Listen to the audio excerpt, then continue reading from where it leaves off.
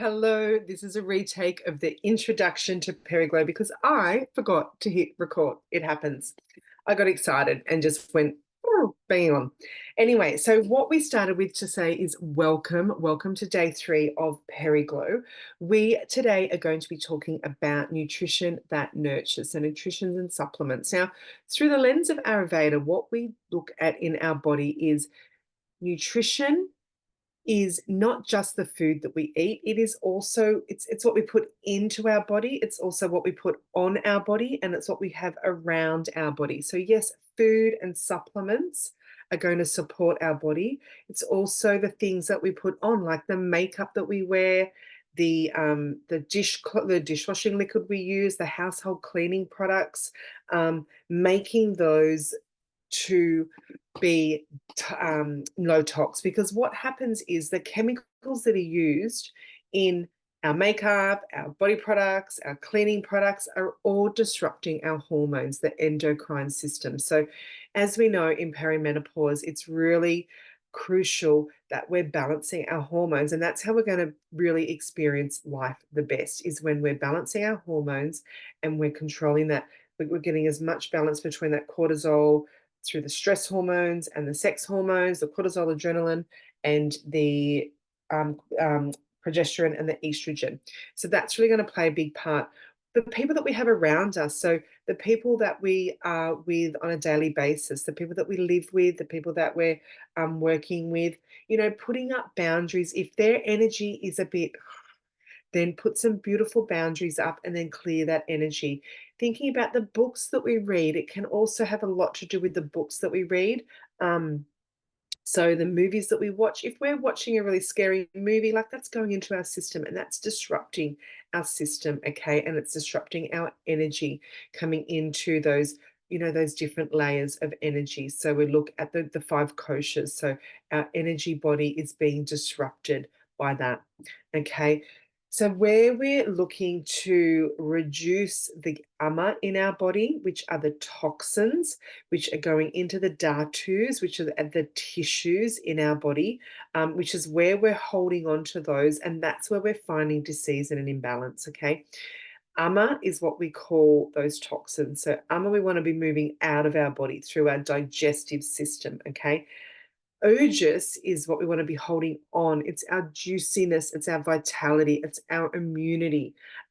So we talked a lot about yesterday in the sadhana practices, that being ojas building. So we want to be building that vitality and that immunity through our daily practices, through foods that we consume, movies we watch, TV, books, all of those sorts of things are building ojas all the time for us, or taking away. Okay, so perimenopause and menopause is a season of all of that stuff getting reduced. So we want to be continually filling the cup, filling the cup, filling the cup. So that's what we talk a lot about when we're in Ayurveda, when we're talking about building ojas. So moving on to how we do that, you'll find in the second part of this series, okay, the second part of today's session, I should say, because I forgot to hit record. But let's look a little bit more about how that shows up in the doshas. So kapha is a representation of ojas. Pitta is fire. It's dissolving the ama. It's there to move that through our body and get rid of it through our body. Through our poo. Is our poo more runny, a bit more like diarrhea? That's a pitta imbalance. If we've got kapha in our body, that is we're a little bit constipated. It can be a bit of it. Vata is when we've got bloating and air and wind, and we swing from one to the other. So that's where watching what your poo looks like can be really helpful and beneficial, okay? So it's going to be a good sign of how you are digesting the food and everything around you. So that's a little bit about what you missed from just this morning's session. We also did a bit of a recap on yesterday and those beautiful practices. I won't go much more into that because it's all there in yesterday's session. So watch yesterday's session. We want to be focusing also on our vitality and our energy. So bringing that back in, consuming foods that give us that energy, that give us that vitality. Okay. If we consume macas every day, then that's taking away, it's putting toxins into our body because it's junk food, literally.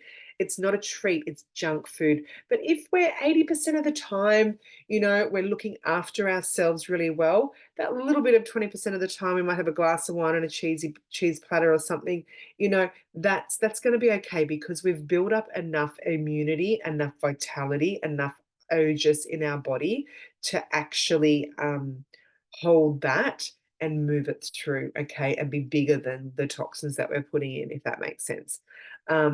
So yeah, so that's what you missed this morning. Enjoy the rest of the session. I won't bang on too much more. And if you have any questions, we're all here for you.